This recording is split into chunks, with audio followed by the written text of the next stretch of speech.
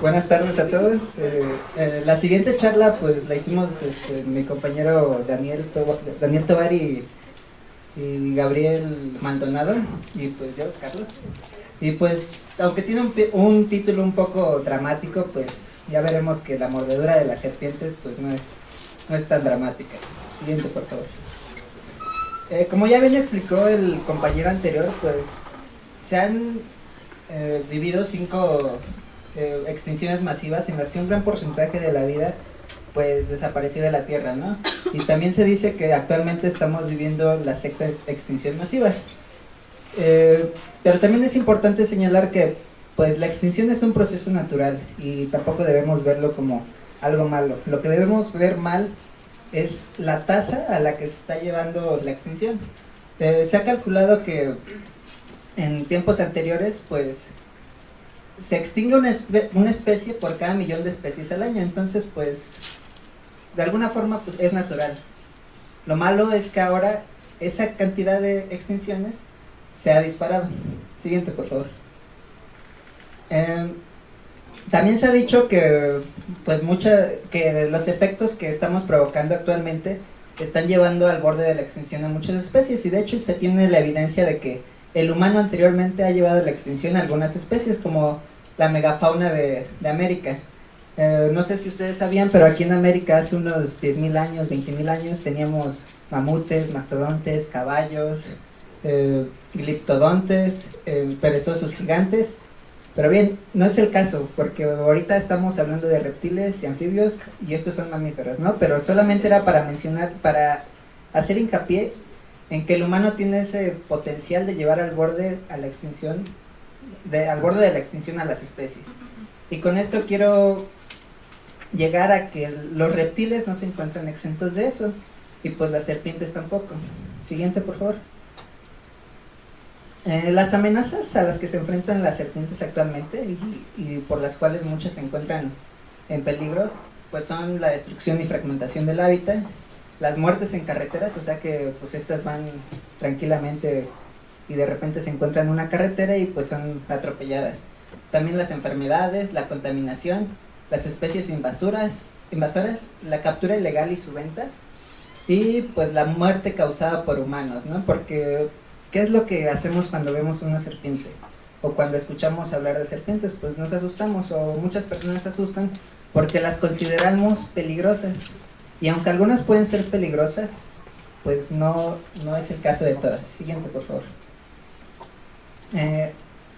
Para el caso de México, pues también ya comentaron que somos un país megadiverso, el 4º país más megadiverso. Y en cuanto a reptiles y anfibios, somos el 2º lugar.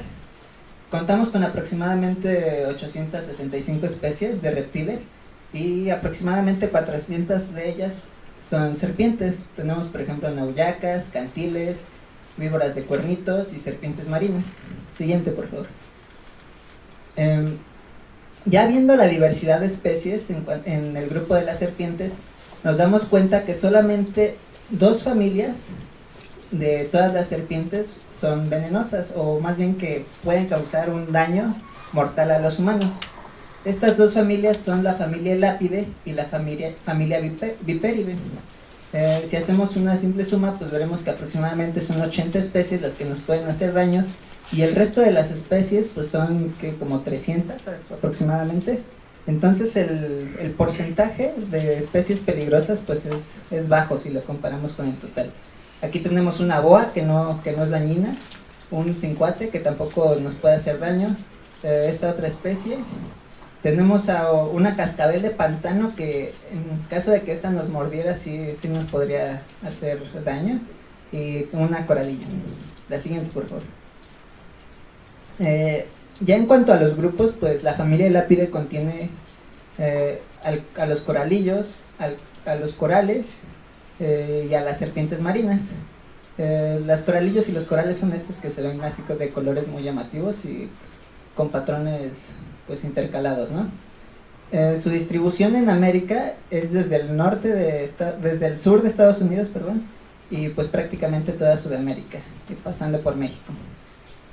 El tipo de veneno de estas serpientes es neurotóxico, o sea que va a dañar directamente al sistema nervioso. Y la característica de estas serpientes es que sus colmillos se encuentran en esta región de su cráneo, en esta región de su mandíbula superior, y son fijos, o sea que no se mueven, sino que están ahí como nuestros dientes. A esta condición se le conoce como proteroglifa. Siguiente, por favor. Para el caso de la familia Viperidae, pues también encontramos que se encuentra en gran parte de Estados Unidos y en toda Sudamérica, y en México también, ¿no? Esta familia contiene a las cascabeles, a las nauyacas y también a los cantiles. Su veneno es de tipo hemotóxico, o sea que daña a nuestro sistema circulatorio, y los colmillos, a diferencia de la familia Elapidae, pues se pueden retraer, o sea que los pueden guardar, como pueden observar en esta figura, y que además cada uno de ellos es independiente, se pueden mover por separado. Miren, ahí se ve cómo los mueve por separado. La siguiente, por favor. Pero bien, ¿qué es el veneno y para qué le sirve a estas especies? Se ha definido como veneno a sustancias que se encuentran en los organismos en pequeñas cantidades y que al ser transmitidas a otros organismos, ya sea por inyección o cuando éstas las ingieren, pues pueden causar afectaciones al sistema del otro organismo y llegar incluso a la muerte. Pero el veneno no se originó para dañarnos, no es que las serpientes hayan dicho queremos veneno para matar humanos, sino que más bien el veneno se originó para ayudar a las serpientes a cazar, o sea, para conseguir a su alimento, para predigerirlo y también para defenderse. Por eso muchas veces si las molestamos pues nos van a atacar, porque es su manera de defenderse. Siguiente, por favor. ¿Cómo podemos identificar a una serpiente venenosa de una no venenosa? Pues hay algunos aspectos morfológicos que nos permiten hacer esto. El primero es esta fosa termorreceptora que se encuentra entre el ojo y la boca. También, por ejemplo, en el caso de las serpientes de cascabel, pues tenemos a su clásico cascabel, que pues si nos encontramos cerca de una de ellas, nos va a avisar con su sonido de cascabel. Otra característica es la forma triangular de la cabeza. Esta forma la adquieren porque en esta región se encuentran las glándulas venenosas, las glándulas de veneno, perdón. Y otra característica pues son las escamas quilladas, que pues que tienen una protuberancia en la región media y pues las hace ver de esta forma. Algo importante en este punto es que para poder decir si una serpiente es venenosa o no en base a estas características, tiene que cumplir con más de una, no solamente con una, porque en ocasiones algunas serpientes cuentan con esta característica pero no son venenosas, entonces tenemos que fijarnos en más de una de estas características. Siguiente, por favor. También se ha dicho que para identificar a los coralillos pues es importante ver el patrón de coloración, pero pues esto no se cumple en el caso de México, porque pues se dice que la coloración rana, o sea rojo, amarillo, negro, amarillo, son las venenosas, y las que no cumplan con ese patrón no son las venenosas. Sin embargo, en México hay otros patrones de coloración y entonces no podemos fiarnos de esta medida, sino que pues mejor hay que ser cuidadosos cuando veamos una de estas serpientes y no molestarla. Siguiente, no, espera. Y también otra cosa es que si nos llegara a morder una de estas serpientes y no pudimos ver si era venenosa o no, y ya no está ahí la serpiente, pues podemos ver la marca de los dientes. Cuando una serpiente no es venenosa, deja una marca de este tipo o de este otro tipo, y cuando es venenosa podemos identificar estas perforaciones que corresponden a los colmillos que inyectan el veneno. Siguiente. Y entonces, ¿cuáles de estas son venenosas?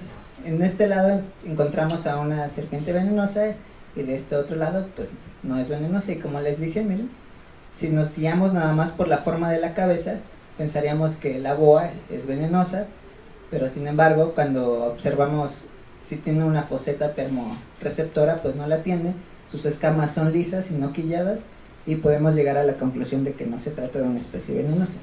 Siguiente, por favor. Ya en caso de que nos encontráramos con una de estas serpientes y que pues no la pudiéramos identificar o por alguna razón nos mordió, pues los síntomas que vamos a presentar van a ser estos: dolor y sangrado local, o sea en la región donde nos mordió, pérdida de sensibilidad de esa misma región, inflamación, edemas y en casos extremos falla renal, o sea que nuestros riñones dejan de funcionar. Y aquí tenemos unos ejemplos de cascabel. Siguiente, por favor. ¿Qué podemos hacer en esos casos? Pues lo primero es calmar a la persona y a sus familiares para poder atender el caso, ¿no? La segundo que debemos hacer es identificar el área afectada. Después de eso hay que inmovilizar esa región, porque, bueno, a la región y a la persona, porque si la persona se sigue moviendo, pues va a haber un flujo sanguíneo más rápido y el movimiento del veneno pues va a ser también más rápido. No debemos aplicar torniquetes, tampoco poner hielo, ni succionar, ni quemar la región, porque algunas personas es lo que hacen, quemar esa región pensando que de esa forma van a dañar el veneno. Eso lo único que va a generar pues es más daños a la persona que fue mordida. Y pues lo que debemos hacer al final es administrar un antiveneno vía intravenosa. En caso de que no hubiera un antiveneno, se recomienda aplicar un suero fisiológico. Y en México, pues una de las empresas que genera antivenenos es Birmex, y de hecho es una productora pública, es la que le distribuye al sistema de salud público, pero pues actualmente no tienen muchos antisueros, muchos sueros disponibles. Siguiente, por favor. ¿Cómo podemos prevenir ese tipo de ataques? Pues debemos conocer a la fauna venenosa que vive en la región donde nosotros vivimos y también la fauna venenosa de los sitios que visitamos. No debemos molestarlas, ni atacarlas, ni arrinconarlas, porque como dijimos, el morder es una forma de defenderse, y si nosotros las agredimos, ellas se van a sentir amenazadas y se van a defender. Tampoco debemos manipularlas a menos de que seamos expertos, y creo que aquí hay pocos expertos, así que mejor no arriesgarse. Tampoco debemos tenerlas como mascotas, porque pues, son parte de la fauna silvestre, y aunque nos puedan parecer bonitas, llamativas o lo que sea, pues su lugar es en su hábitat natural, porque ahí cumplen una función, un papel ecológico. Siguiente, por favor. Pues ya han mencionado, ¿no?, que las serpientes y el ser humano se han relacionado de distintas formas. En el caso de los mayas, pues de los mayas, la representaban con el dios Kukulcán. Los aztecas tenían al dios Quetzalcóatl, pero otras culturas también tenían imágenes de dioses con forma de serpiente. Y pues muchas culturas las veían como una figura de respeto y de sabiduría, y como tal pues la respetaban. Siguiente, por favor. ¿Y de dónde viene toda esta mala fama hacia las serpientes? ¿Por qué las consideran muchas personas como algo peligroso o malas, y en cuanto ven una quieren matarla? Pues entre otras cosas, pues tenemos el relato bíblico, ¿no?, donde pues la serpiente engaña a Eva para que coma del fruto de la sabiduría, y pues ya después de eso pues se dan cuenta que están desnudos y todo este tipo de cosas, y pues Dios los expulsa del paraíso. Otra cosa son las películas como la de Anaconda, donde nos muestran pues a las serpientes de una forma terrible, ¿no?, de una forma en la que pareciera que están hechas para matar humanos, para comer y matar humanos, pero como les he venido diciendo, pues no es así. Siguiente, por favor. Bueno, nuestro título mencionaba que era algo así como que era mejor, que nos mordiera una serpiente o que nos cayera un rayo, ¿no? Cuando nos cae un rayo y pues morimos por ello, se le llama fulguración. Y bueno, la siguiente, por favor. Los datos que encontramos es que en Estados Unidos anualmente mueren 100 personas por esta causa. En Escandinavia mueren 8 de cada 100,000, y en países mediterráneos 20 de 100,000. En el caso de México encontramos que aproximadamente 220 personas mueren anualmente por este caso, y de acuerdo a la ONU somos el primer lugar en número de muertes por esta causa. Sí, 220 aproximadamente. Y pues eso no podemos ni controlarlo ni nada, o nos puede caer o no nos puede caer, ¿no? Siguiente, por favor. Pero bien, ¿qué serán más? ¿Las muertes por rayos o por mordeduras de serpientes venenosas? De acuerdo a un estudio del 2013, las principales causas de muerte a nivel mundial pues son, por ejemplo, la cardiopatía isquémica, que tiene aproximadamente 8 millones de muertes al año, y que pues esto realmente es generado principalmente por nuestros hábitos alimenticios y de estilo de vida. Y digo hábitos alimenticios porque está muy relacionado con dietas que son altas en lípidos. O por ejemplo, la neumonía también causa aproximadamente 2 millones y medio de muerte, y realmente esas son enfermedades que se pueden curar o no. O sea, que actualmente esa enfermedad se puede curar. O por ejemplo el caso de la diabetes, que aunque no todas son por nuestra alimentación o por nuestro estilo de vida, sino que también hay un factor genético, pues fíjense cuántas muertes genera al año. Y ya el caso del envenenamiento por serpientes ocupa el lugar 60, o sea, muy por debajo de todas estas causas, y pues generando un número de muertes mínimo. Siguiente, por favor. Ya para el caso de México, pues se presentan cerca de 3.700 casos de mordedura al año. Y de esos casos, cerca de 580 derivan en muerte. Pero ¿cuáles son las principales causas de muerte en México? Pues encontramos que igual que a nivel mundial, la cardiopatía isquémica se encuentra en primer lugar, con cerca de 87,000 muertes. Pero lo más grave y triste de esta situación es que, por ejemplo, la violencia doméstica genera aproximadamente 22,000 muertes, comparado contra 582 muertes que genera la mordedura de una serpiente venenosa. O sea, hay que preocuparse más por elegir a una buena pareja y por ver con quién nos relacionamos que con la mordedura de una serpiente peligrosa, venenosa.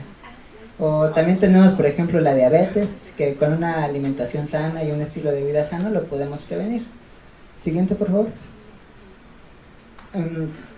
Ya tomando en cuenta cada una de las entidades federativas, vemos que los principales estados donde se presentan este tipo de mordeduras son Oaxaca y Veracruz. Y esto se debe principalmente a que las condiciones de esos estados pues propician una gran diversidad de especies de serpientes, y además de que en estos sitios pues hay una gran cantidad de trabajadores agrícolas, entonces aumenta la posibilidad del percance, ¿no? Y ya para el caso del Distrito Federal pues se encuentra en el lugar número 23, con solamente el 1.54% de los casos, o sea, son muy pocos los casos, y muchos de estos casos se dan porque las personas tienen a las serpientes como mascotas, y pues tener a una serpiente venenosa como mascota implica una gran responsabilidad. Siguiente, por favor. Y los percances más comunes que se han registrado pues son con cascabeles, con auyacas y con coralillos, y pues otras especies no se han podido identificar. Siguiente, por favor. Y ya como último, pues esta frase me gusta mucho, donde pues este autor nos dice que la muerte es una cosa, pero la ausencia de nacimiento es algo totalmente diferente, haciendo referencia a la situación actual en la que muchas especies están llegando al borde de la extinción, porque pues que la vida, bueno, que los organismos mueran es algo totalmente natural y es algo implícito a la vida, pero que la vida deje de existir es algo que ya es totalmente distinto. Y bueno, espero que ya con todo esto se hayan dado cuenta que las serpientes venenosas y su mordedura no son una causa por la cual realmente debamos hacer un gran alboroto, sino que más bien debemos preocuparnos por la violencia que nuestra sociedad genera, y también por el estilo y los hábitos que estamos teniendo en la sociedad actual. Eso es más peligroso que convivir con la fauna silvestre. Gracias.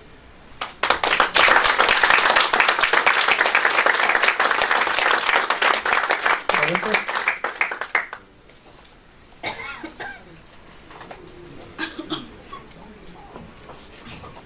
Si no hay preguntas, entonces seguimos con la ponencia de Estefanía.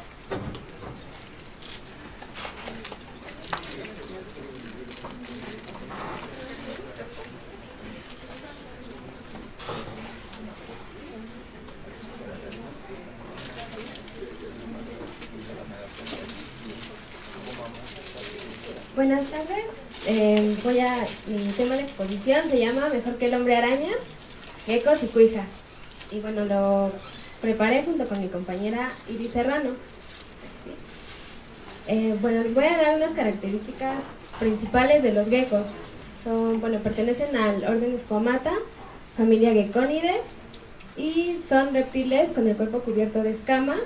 En la parte ventral, sus escamas son lisas, sus ojos son grandes y su pupila es vertical. Habitan en climas templados, tropicales y subtropicales de todo el mundo. Generalmente viven asociadas a asentamientos humanos. Bueno, esto quiere decir que en casas, en construcciones, etc. Y se les observa durante la tarde y la noche cazando su comida.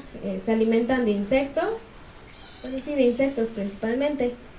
Y bueno, se les observa en la noche porque es cuando su coloración cambia un poco más clara.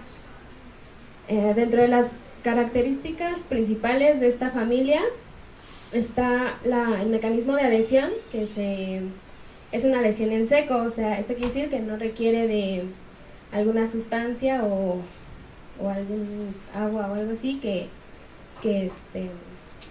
les ayude a adherirse. Y otra de las características es la vocalización. Bueno, en las cuijas, su nombre científico es Hemidactylus frenatus, emiten un sonido, tanto hembras como machos, que es como si estuvieran mandando un beso. Entonces, en la región de Guerrero se les conoce como besuconas. Y bueno, como pueden ver, la coloración es entre un gris pálido, color como café, crema, y bueno, el color un poquito más pálido. Y de la parte del ventral es como un poquito más claro. En especial las cuijas en México, la especie, como ya les dije, es Hemidactylus frenatus, es la cuija. Y se cree que, es una especie introducida, se cree que es originaria de Asia y la región Indo-Pacífica. Esta especie se cree que se introdujo por medio de los cargamentos de barcos que venían de la región del Pacífico. Se introdujo por primera vez en Acapulco. Y es de las especies que tienen mayor rango de distribución no nativa dentro de su género.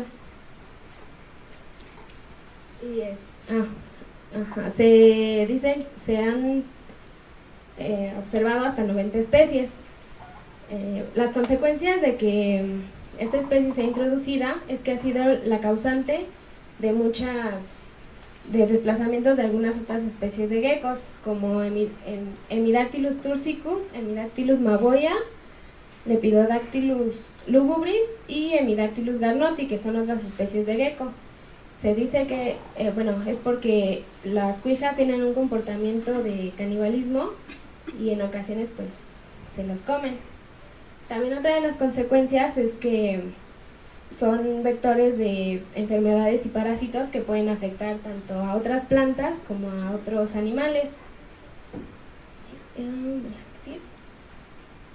Y su distribución en México es en Baja California Sur, Sinaloa, Nayarit, Colima, Jalisco, Oaxaca, Michoacán, Guerrero, Veracruz, algunas regiones de Chiapas y Yucatán, es donde se ha observado mayor población. Pero la idea de este coloquio es saber, de la exposición, es saber cómo hacen para adherirse a estas superficies, ya que su adherencia es totalmente en seco. Y las patas de los geckos están cubiertas, tienen unas láminas, se componen de laminitas, y esas láminas están formadas por unos pelos adhesivos o microvellosidades, los cuales se conocen como setas, y son estos de aquí. Y cada una de estas setas tiene ramificaciones de aproximadamente 1000 estructuras, que son estas, que se llaman espátulas. Estas espátulas son las que van a lograr la adherencia de este gecko hacia las superficies lisas. Y bueno, la fijación va a ser por una tenue atracción de cargas eléctricas opuestas que se va a dar entre dos moléculas muy cercanas. A eso se le va a llamar fuerzas de Van der Waals. Y bueno, este proceso de adherencia es un proceso totalmente reversible. Esto quiere decir que el gecko lo puede hacer una y otra vez sin pues gastar las setas o sus patitas que se lastimen o algo así. Y bueno, también tienen la capacidad de enrollar y desenrollar los dedos. Bueno, esto quiere decir que pueden pegar y despegar sus patas tantas veces aproximadamente 15 veces por segundo al momento de correr. Y soportan, se dice que los geckos soportan hasta 400 veces su propio peso.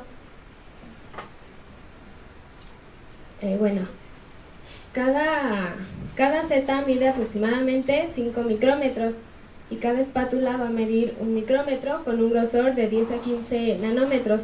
Este espacio es suficiente para que quepan de 5 a 6 moléculas de queratina. Y la queratina va a ser la responsable del crecimiento de estas espátulas y setas. Y bueno, el hecho de que cada seta y cada ramificaciones de espátulas sean tan delgadas hace que pues parezcan como terciopelo vistas al microscopio. Y bueno, entre más finas las espátulas va a existir una mejor adherencia, ya que van a existir más espátulas, pues del conjunto de muchas pues va a ser una mayor fuerza de adherencia. El mecanismo de adherencia de los geckos va a durar 15 microsegundos. Es una forma fácil y pues sencilla para el gecko, no le causa dolor ni nada. Y cuando el gecko no está sujeto, que apenas va a adherirse a la pared, sus setas y sus espátulas van a estar pegadas a la planta de su patita. Para que estas no se peguen entre sí, van a estar paralelamente cada seta. Y bueno, a la hora de sujetarse, el gecko va a apoyar cuidadosamente su pata sobre la superficie lisa y estas setas se van a ir abriendo cuidadosamente, lentamente y paralelamente hasta formar un ángulo de 30 grados entre la superficie y la pata del gecko, y para finalmente adherirse. Y en el momento del desprendimiento pues va a ser muy sencillo y, como dije, sin dolor, porque el gecko únicamente va a levantar las patas como si estuviera despegándose de algún adhesivo, y esto pues ya automáticamente las setas van a volver a su lugar, pegadas a la planta de su pata, y pues este proceso, pues ya dije, dura 15 microsegundos. Y este tipo de adherencia también va a ser en superficies hidrofílicas. Esto quiere decir que también pueden requerir de agua, pero eso ya sería como un mecanismo de complemento. La superficie hidrofóbica pues es la adhesión en seco que ya les expliqué. Y bueno, ya les dije que la adhesión en seco es por medio de las fuerzas de Van der Waals. ¿Pero qué son? Son pequeños desplazamientos de carga en la nube de electrones de las moléculas. Estas moléculas van a comportarse como dipolos. Esto quiere decir que ambas moléculas van a tener carga tanto positiva como negativa. Pero al acercarse dos átomos, dos moléculas, en este caso la superficie, el vidrio, la superficie lisa y las patas del gecko, pues una de ellas va a cambiar a la carga contraria para poder hacer la atracción. Es como, funciona como un imán, ¿no? Los polos opuestos se atraen.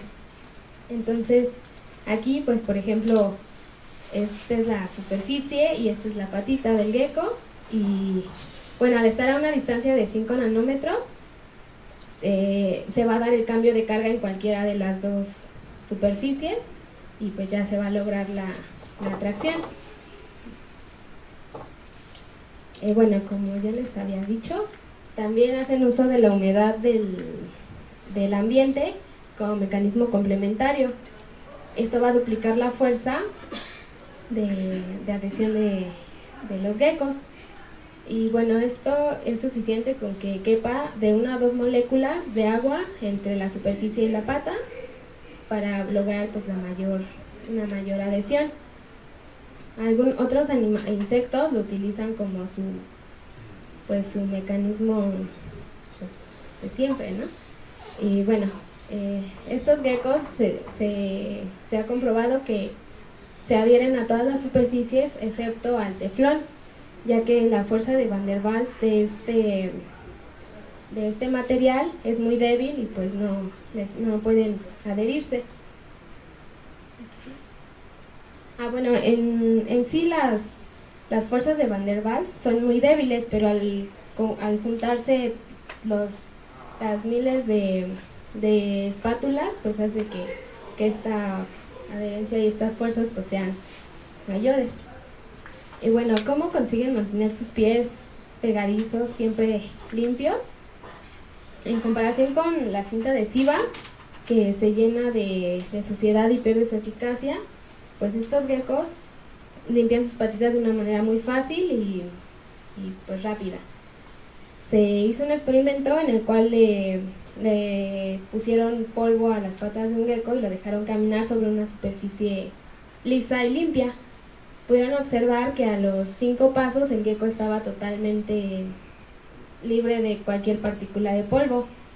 Y bueno, esto se debe a la geometría que tienen las setas, las setas, ya que las partículas de polvo son tan pequeñas que aunque estén dentro de estas setas, pues las espátulas, las setas, perdón, las sacan hacia la superficie, ya que pues no caben y no pueden como mantenerlas pues entre cada seta.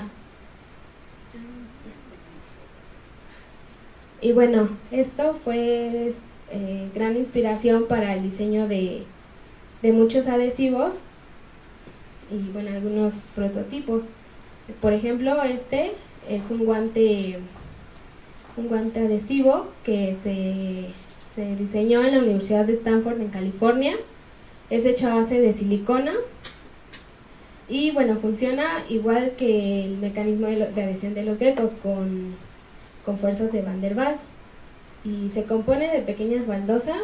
Estas simulan ser las setas y pueden ser de metal. Bueno, pueden ser de diferentes materiales, pero esta fue de metal. Y son 24 y cuñas que simulan ser las espátulas. Y bueno, estos materiales aprovechan las fuerzas, obteniendo así el adhesivo en seco. Para probar el diseño, si de verdad sirve, se diseñó un arnés con los 2 guantes y está apoyado sobre los pies, esto para evitar, pues si no funciona, pues un accidente, ¿no? Entonces el valiente fue un hombre de 70 kilogramos y pues sobre una superficie de vidrio. El vidrio fue pues como de 5 metros aproximadamente, y pues exitosamente logró trepar por 3.60 metros, pero esto se repitió muchas veces y pues sí, nunca en ningún momento se despegó, entonces sí resultó exitoso. También se ha estado trabajando en adhesivos reusables como robots ajustados para ambientes extremos y áreas de desastres.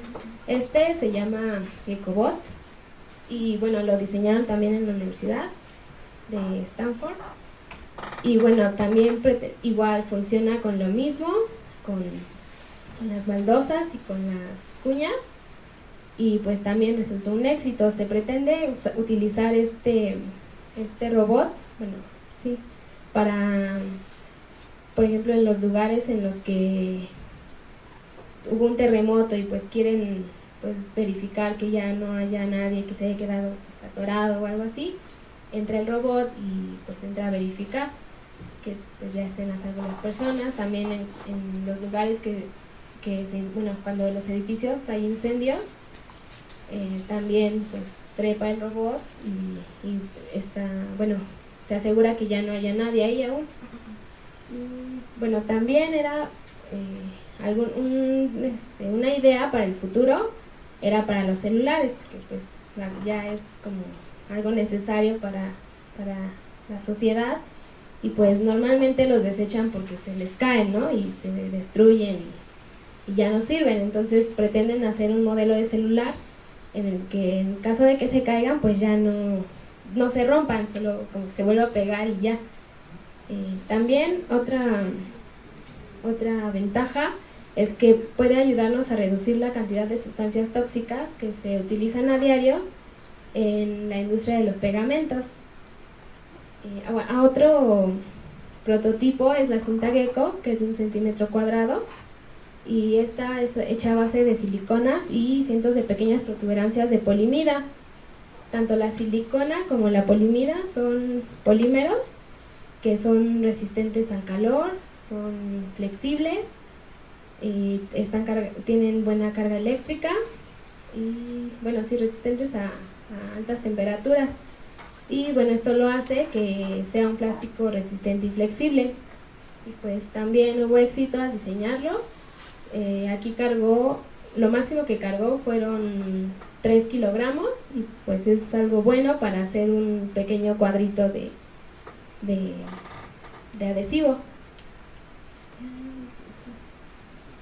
Bueno, otra cosa, los guantes de Gecko se probaron y sirvió en todas las superficies excepto en las superficies rugosas. En esas pues sí se despegó un poco y están trabajando en eso, tal vez para hacer las setas más, bueno, las que simulan ser las setas, hacerlas más pequeñas para que puedan adherirse bien a las superficies rugosas. Y bueno, ya es todo.